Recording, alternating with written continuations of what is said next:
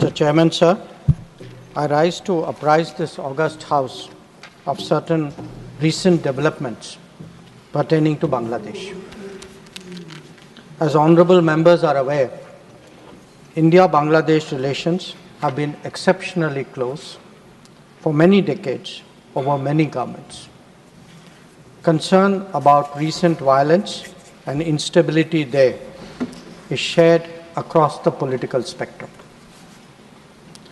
Since the election in January 2024, there has been considerable tension, deep divides, and growing polarization in Bangladesh politics. This underlying foundation aggravated a student agitation that started in June this year. There was growing violence, including attacks on public buildings and infrastructure, as well as traffic and rail obstruction. The violence continued through the month of July. Throughout this period, we repeatedly counseled restraint and urged that the situation be diffused through dialogue. Similar urgings were made to various political forces with whom we were in touch. So, despite a Supreme Court judgment on 21 July, there was no let-up in the public agitation. Various decisions and actions taken thereafter only exacerbated the situation.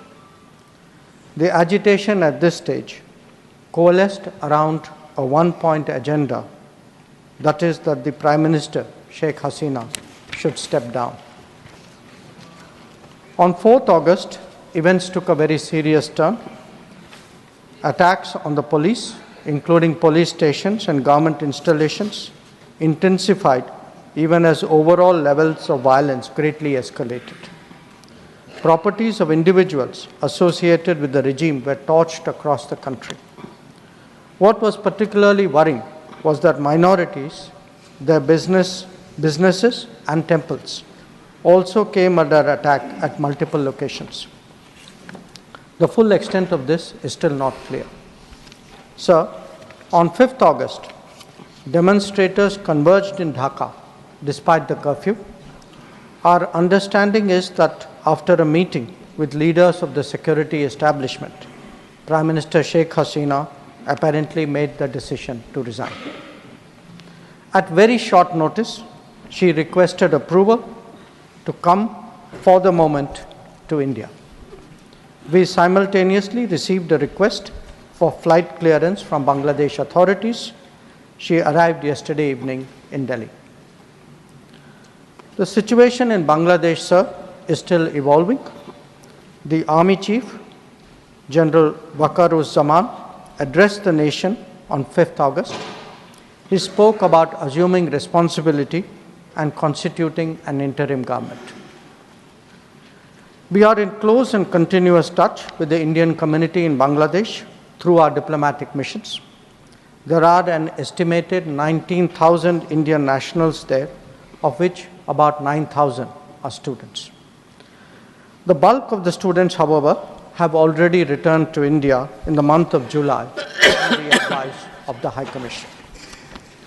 In terms of our diplomatic presence, in addition to the High Commission in Dhaka, we have assistant High Commissions in Chittagong, Rajshahi, Khulna and Sylhet. It is our expectation that the host government will provide the required security protection for these establishments. We look forward to their normal functioning once the situation stabilizes. Chairman, sir, we are also monitoring the situation with regard to the status of minorities. There are reports of initiatives by various groups and organizations to ensure their protection and well-being. We welcome that, but will naturally remain deeply concerned till law and order is visibly restored. Our border guarding forces have also been instructed to be exceptionally alert in view of this complex situation.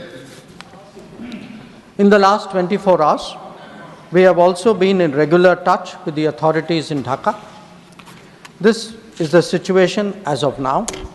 I seek the understanding and support of the House in regard to sensitive issues regarding an important neighbor on which there has always been strong national consensus. Thank you.